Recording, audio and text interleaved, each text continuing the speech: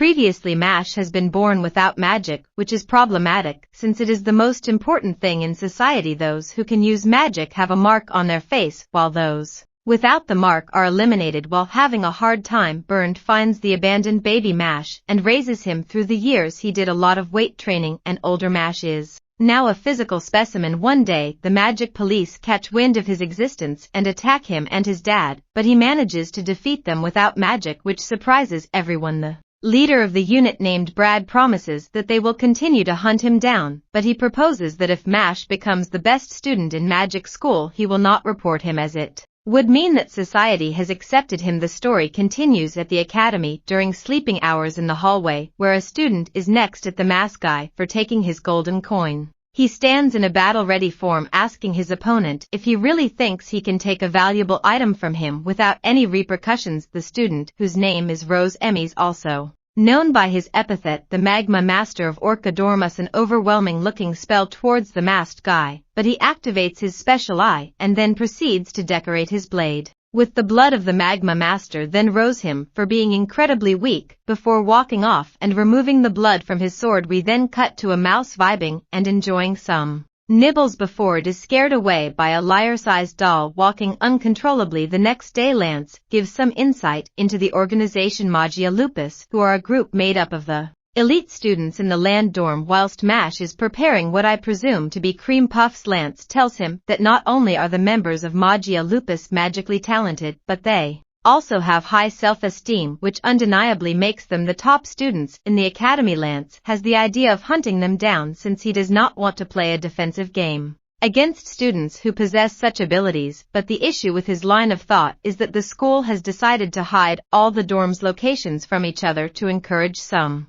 kind of competition between them. He asks Mash about what he thinks of his idea of trying to figure out their location so that they can take their coins, but Mash is in his happy world perfecting his art of cream puff making, so he responds with one word, which makes Lance wonder if he was even listening this whole time. Nevertheless, he gives Mash their dorm robe, which he struggles to wear. Lance hopes that wearing the robe will make him more conscious of the fact that he actually belongs to a dorm. As they converse, Lemon barges in to interrupt them and informs the boys that Tom is in big trouble. However, Mash tells her that Tom's issue can wait since his cream puffs are still being cooked, but Lemon is adamant that they go see him. After arriving at his location, Lemon notices that he looks completely drained. Tom cracks a cold sweat and informs them that he does not remember what happened to him. The only thing he knows is that when he woke up he found himself bed-bound in the infirmary, and since he lives his life at full speed, he usually falls asleep without dreaming, so morning comes relatively quickly for him. But on the night he collapsed, he dreamed that he was restrained within a dark box, unable to speak. Even though he was fully conscious, he remained in that state for hours due to the tense situation. Mash removes a cream puff and begins to munch. Lemon asks the captain if he is feeling okay physically. Although he is all right, he feels a bit woozy, and on top of that he has temporarily lost his ability to use magic and doesn't perceive any magical energy within himself. He feels as though someone has sucked out all of his energy. Lance looks behind and sees that this same condition is the reason why the other students are also in the infirmary. He wonders what exactly isn't going on and why all this is happening whilst the headmaster has been summoned to the Bureau of Magic. All of this gets Lemon concerned, so she gives Mash a toy and informs him that it is a good luck charm, so he should keep it with him at all times. She also tells him not to do anything risky. Later that evening, Mash and Lance decide to execute their plans of finding the base of operation for Magia Lupus. Lance has reasons to believe that they are behind the current issues in the school. Mash is more concerned about them walking around the academy after hours, but Lance doesn't really see an issue with that. Barack comes out of nowhere uninvited and chimes in to say that all should be okay if they apologize later. Finn also joins the party only because he does not want to be left alone in his room. The blue-haired student isn't too happy about them tagging along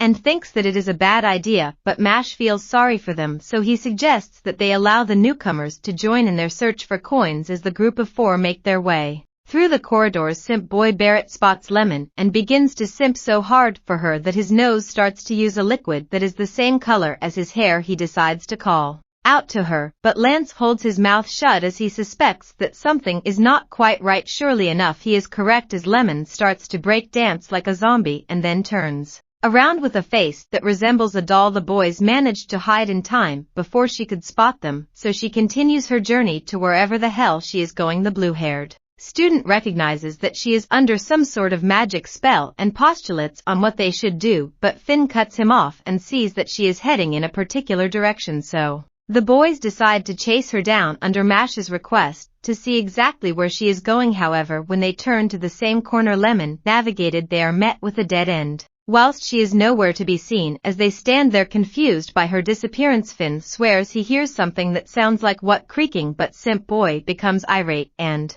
yells at him to stop being so scared, but he soon hears the exact same sound, so they both run over to Mash and begin to cry on his shoulders. Lance tells them to calm down and cast a spell that reveals a secret door, but he alerts them that that is as far as his magic can go. He is unable to open the door. Barrett tries to blast the threshold with his fire magic, but not even a scratch is left on the door. It is Mash's turn, so he improvises by hitting the ground with his bare fist, which opens it slightly. He then stops it from closing by holding it with the sword and armor before stamping on the sword, which blows the door completely off and out of bounds. When making his way into the opening, he remembers Lemon's words for him not to do anything risky. He apologizes for not keeping his promise before speeding down the stairs. While walking through the hallways, Lance notes that with their hideout being underground, it gives them an advantage. Barrett cuts him off with a loud cry after seeing a light which leads him to a battle arena. The group are welcomed by a caller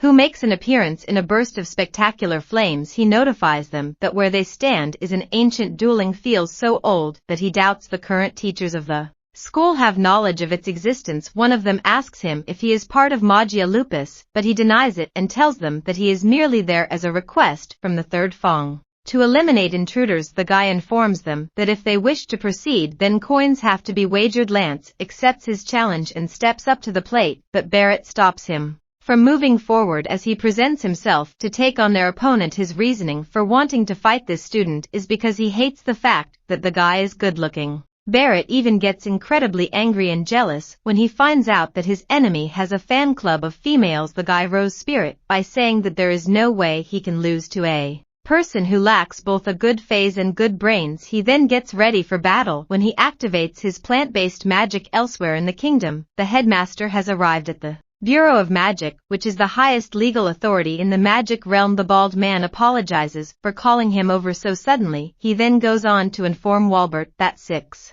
notorious inmates who were on death row have escaped from Hecatris. All the guards who are guarding the prison were eliminated without mercy, and the prisoners were only able to achieve such a feat with the help of a particular somebody known as Innocent Zero. We cut back to the battle between jealous Sip Boy and the handsome student. Barrett initiates by launching a solid fire spell, but the guy easily dispels it. Encounters with a reaching attack, which the Red Hand dodges. He wants to know if they are the group responsible for defeating Silva, but Barrett shyly admits that he got the crab beaten out of him. The guy is disappointed that Silva, who is a double-liner, could lose. He feels like magic capabilities was wasted on someone like him. The guy then warns Barrett that he is a much tougher opponent, so he shouldn't be taken lightly, but hearing this only makes the redhead more excited. Guided as he vows not to lose, he raises his wand and launches a series of spells that surrounds his opponent. He warns the guy to watch his step because the magic that surrounds him is a conditional spell, and it has 5 times the normal explosion power. The guard is sure that someone like him would never fall for such a trap, so he releases a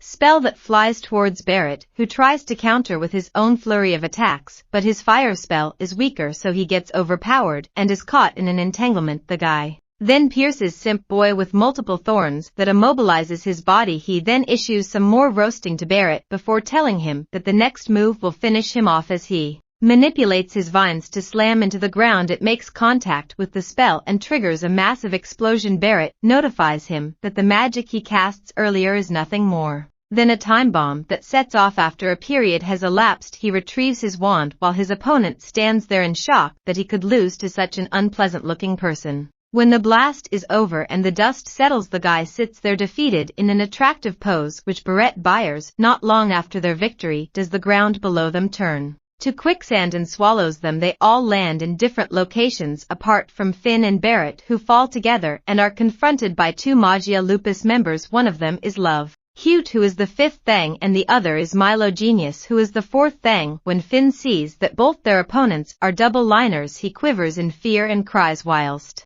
holding on to Barrett, but his colleague tells him not to give up before the battle has even begun, because if they can get through this it will be a super underdog victory. Elsewhere, Lance drops and instantly feels an ominous presence. He is greeted by a double-liner, who is the third Fong of Magia Lupus, known as Worth Mantle. He is disappointed to not have Mash as his opponent. Speaking of Mash, he falls in a fashion only befitting to him. As he stands in a dark room, he wonders where everyone is when his thoughts are interrupted by a voice that soon leads to the room being illuminated. He is confronted by the masked guy once more, who introduces himself as Abyss Razor, second Fond of Magia Lupus. Here reveals that he is well aware of Mash being magicless. Although Mash tries to deny it, Razor tells him not to worry, since he too is in the same boat. He also says that he has his own reasons for being in the academy. They both take their fighting stance ready for battle, and that brings the episode to an end.